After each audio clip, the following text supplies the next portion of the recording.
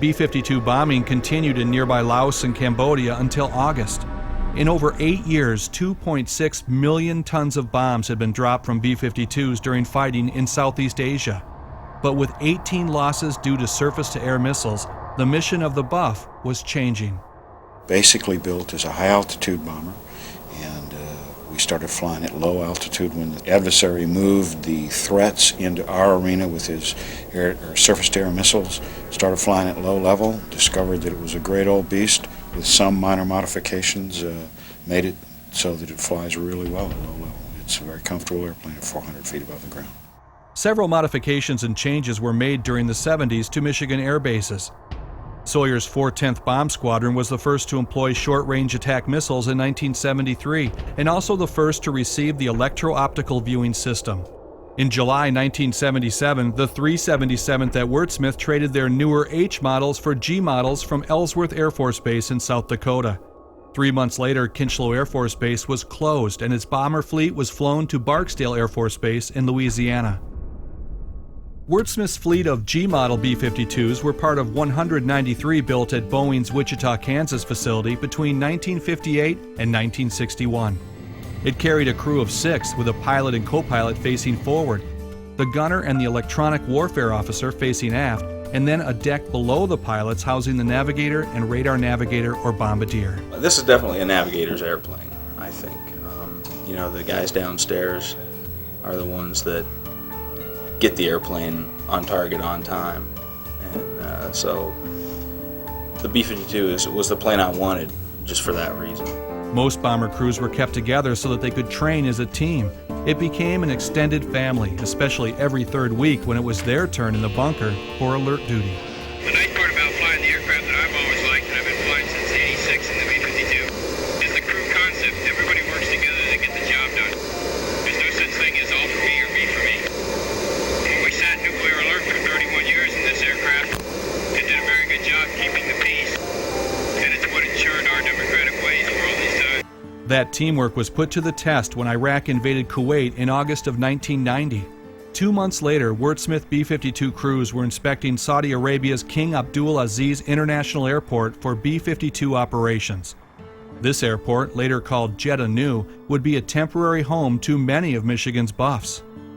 After months of sanctions, the U.S. launched a first strike from an F-117 aircraft in January of 1991. 7 B-52s took off from Louisiana and hit Iraq with cruise missiles, becoming the longest combat mission in history.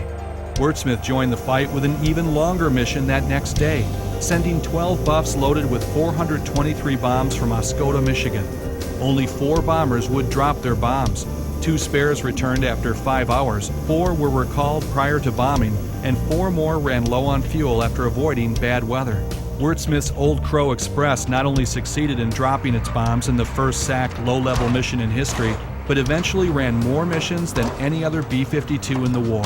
Almost all of the Wurtsmith's airplanes went overseas. At Jeddah, we had 16 airplanes, and about a quarter of them were ours from here. There were airplanes at Diego Garcia and also airplanes in England and Spain that were ours as well. 18 B-52s from Wurtsmith ran 361 missions, with Old Crow taking 54 of them, initially destroying Iraqi airfields and highways in its historic first mission. We had about 27 missions over there, and the B-52 dropped more weapons than anything else did. It was really the force that dropped on all the troops out there to demoralize them to the point that the first days of the ground war ended up being the last days. The bombers went unchallenged by Iraqi aircraft, but the threat of being shot down was always present. I looked out my window after the pilot had seen a third SAM, and when I looked out, I saw one go just off to my right side, just in front of the wing, and then a second one about, what I think about 100 yards or so to the right of the aircraft. So the maneuvering and the jamming that the EW was doing saved us from taking at least 2 more, if not 3 more hits. B-52s flew more than 1,600 sorties, dropping over 25,000 tons of munitions. Tankers from the 379th offloaded some 3.5 million gallons of fuel during 527 mid-air refuelings. Constant training helped the crews do their jobs to end the war so quickly.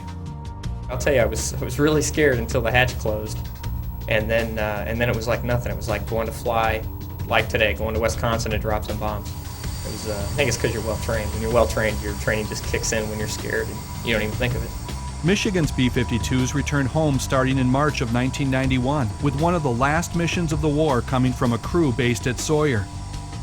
Few knew that this year would bring so many changes to a fleet of bombers that stood alert for 30 years, poised to launch in minutes if Soviet ICBM missiles were launched against the U.S. The prospect of a Soviet invasion into Western Europe, launched with little or no warning, is no longer a realistic threat. The Warsaw Pact has crumbled. In the Soviet Union, the advocates of democracy triumphed over a coup that would have restored the old system of repression. Since the end of the Second World War, our enemy was the Soviet Union, and in those days it was inconceivable that it would be anything else far into the future. I remember in 1990 that I was a young captain and I was on alert. The day before we got alert, we typically had a visit from the colonel, and he would come out and greet the air crews and tell them how things were going at his level and ask them how things were at their level. And I was brave enough to ask him, Colonel, last year we saw the Berlin Wall come down. They've just assassinated the president of Romania. There are hardly any communist countries left in Eastern Europe. Do you think we'll be doing this SAC thing for very long? And he assured me that far into the future, as long as I'd be in the Air Force, we'd still be standing nuclear alert with hundreds of planes on alert, B-52s and KC-135s. And I tell you, it wasn't a year later that President Bush in September of '91 took the bombers and tankers off nuclear alert.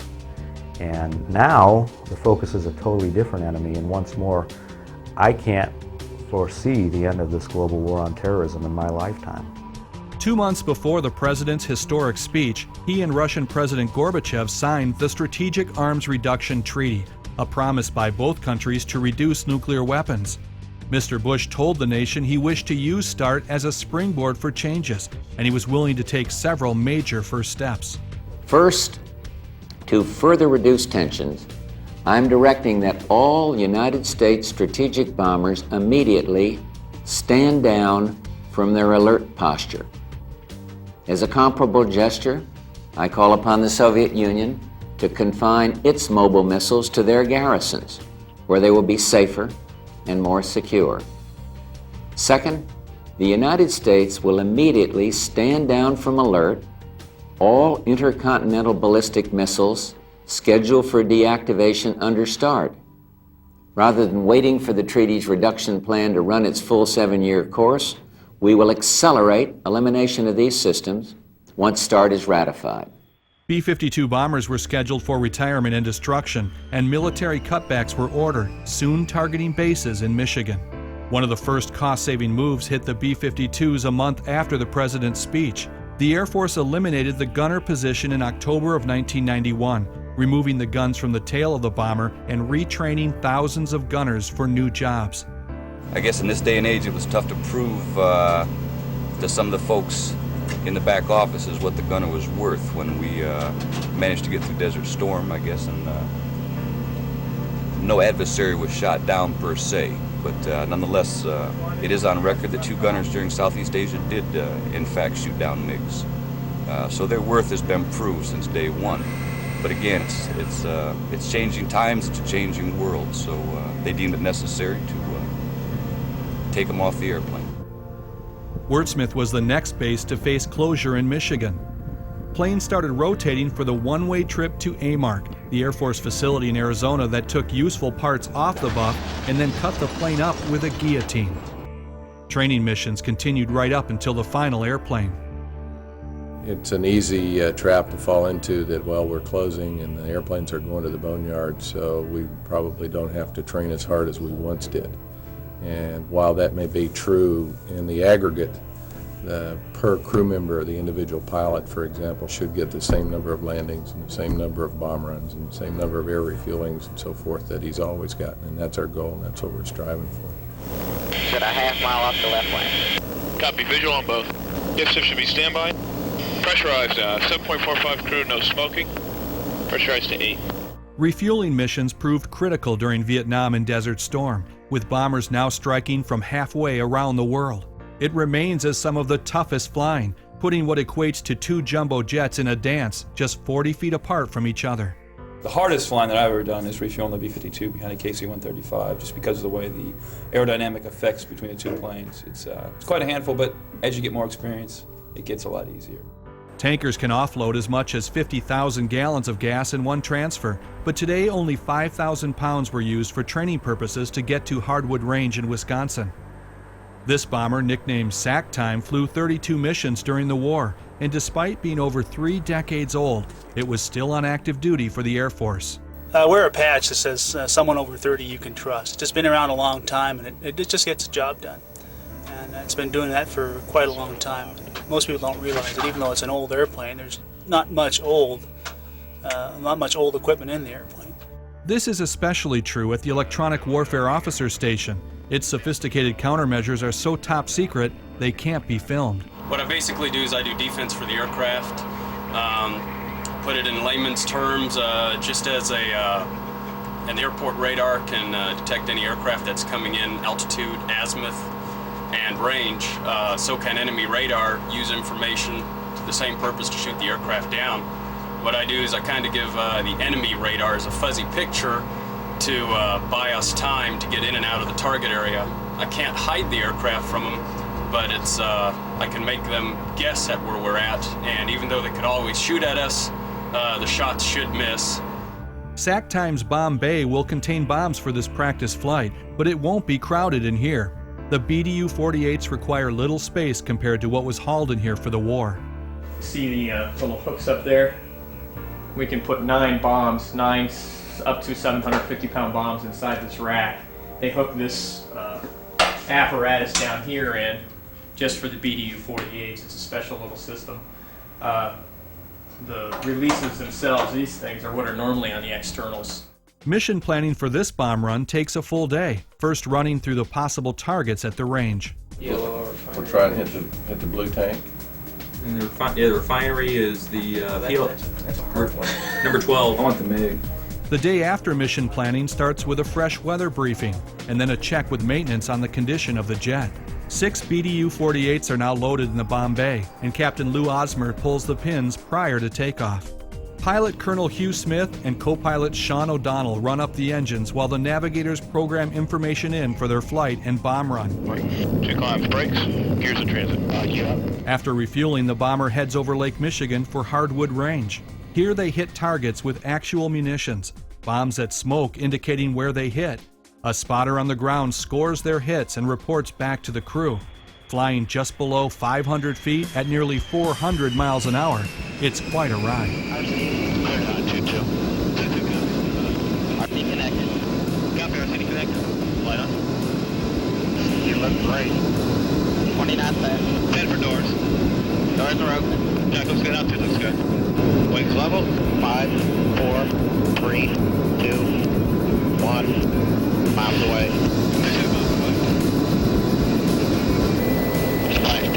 You're gonna love that one, I think, Louis. 271102. You had 2 released, but one was industrial. 27 meters. Bombers displaying the Triangle K for the 379th Bomb Squadron were awarded 6 times for Outstanding Air Force Unit from 1983 until 1989. In 1987, they took 1st and 3rd in SAC, taking home 5 awards including the Fairchild Trophy. And despite impending closure, the crews took a very close second for the Fairchild Trophy in 1992. During that summer, some 400 personnel were moved to new posts, lowering the population of the base to nearly half of what it had been. The community braced for the worst, but by the time the last tanker left, many new uses for the base were being discussed. Well, today the 920th Air Refueling Squadron isn't dying. It's going to fade away. And sometime in the future, the national security interests of this country require this squadron to be returned to active service. I guarantee you it will do so anytime, any place. By order of the Secretary of the Air Force, the 920th Air Refueling Squadron, Wordsmith Air Force Base, Michigan, is deactivated. 3 months after Freedom's Best left the runway, the final B-52 was preparing for departure. 4 minutes from takeoff, crew, everybody get strapped in, please. Radar off, ready to go. a sad experience, because a lot of the airplanes you've flown, after you fly these airplanes for a while, you can tell one airplane from the other. When you get in it, you know where to set all the trims and where to, basically what the airplane's going to do. They have their own personality after a while, just like an old car does. The maintenance crews who kept these birds flying were certainly not ready to say their goodbyes. My airplane is one of the airplanes that's going to go to the boneyard, and I don't really want to see that happen. I think my airplane can still do its job. I wish they would let it stay. This is it. I'm going to be going to the B-2 program, so I will probably never see another B-52 unless I go to a museum. And it's a sad moment. At 8 in the morning, the Old Crow Express took its final flight with Colonel Campbell in command and Captain Sebring in the co-pilot's chair. After a quick sightseeing cruise over the Grand Canyon, Captain Sebring reflected on what it meant to fly the final buff from Wurtsmith. I've flown 6 sorties in here, 6 actual missions from Wurtsmith, and with every airplane that you park here, it's like you park a little bit of yourself, but this one carried a little bit of extra special meaning as much as it was our last airplane out of Wurtsmith. And it was Colonel Campbell's last sortie, and that kind of touches you. The last airplane to come from Wurtsmith into Davis-Monthan here. It has some sentimental value to me. I flew this aircraft a couple times during the war and several times during training missions.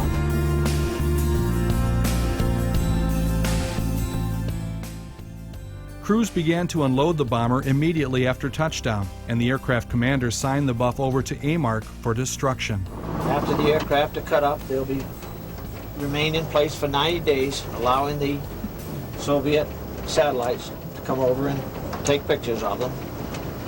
And then they'll be released. During that interim, they'll be negotiated by a contractor to come in and haul them away and then cut them up and melt them down.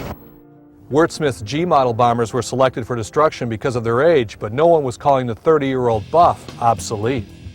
K.I. Sawyer's H-models were still flying world missions right up until the base closed. For the crews, it was practice with ocean navigation and international flight planning. The media were invited to show the world that the U.S. could deliver bombs anywhere.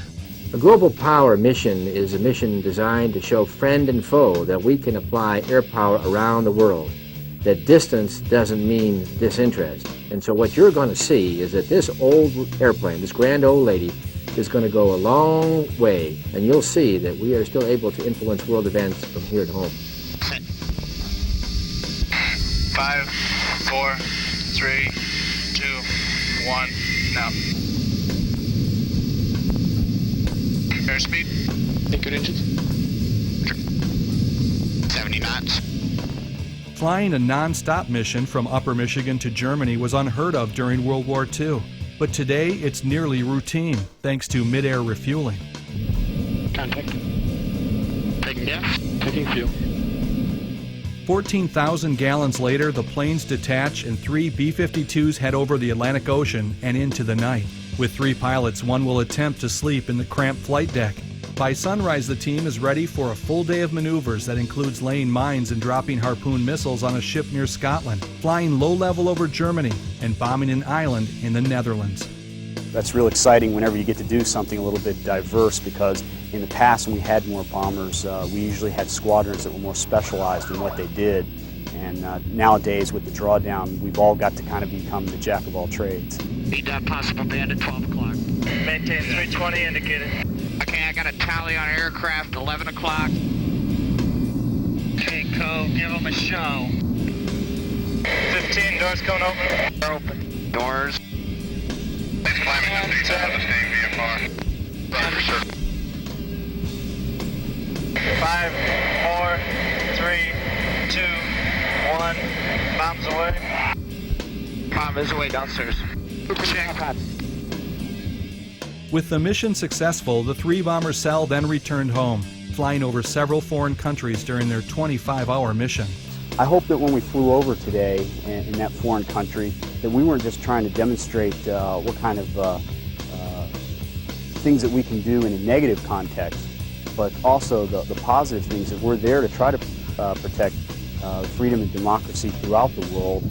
5 months after returning home from Europe, Sawyer's final B-52 was taxiing into position for a flight to its new home in North Dakota. It hurts to close a unit of this caliber. They've been twice won the Omaha Trophy for the best strategic wing in the world. They've won numerous awards on a almost monthly basis. It's difficult to back away from them. 644th Bomb Squadron, K.I. Sawyer Air Force Base, Michigan, is inactivated. K.I. Sawyer was the Upper Peninsula's fourth largest city, with some 3,000 airmen and women and their families. By the time aircraft 0026 left, most of the offices and homes were empty. It's just one of those weird things about, you know, across the whole United States, all the B-52 bases that used to be assigned, and there were lots of them everywhere. There was 3 in Michigan, and now it's gone. And the only bombers still in Michigan are the static displays we've got. 3 years prior to this historic flight, the gunners had been removed from the B-52s. Today, one came back aboard, Master Sergeant Phil Pender. There's a proud heritage with tail gunners. There's an old saying that the first pilot to ever crawl on an airplane, the second man behind him was his gunner. Somebody had to watch his 6 when he was flying. To be able to go out of Sawyer today with the last B-52, it's just really hard to describe for both me personally or for what it might mean to the wing and other gunners still out there. Okay, offense, defense, are you ready for takeoff? Offense, ready to go. Defense. Just keep counting and brakes are off. 5, 4, 3, 2, 1, now.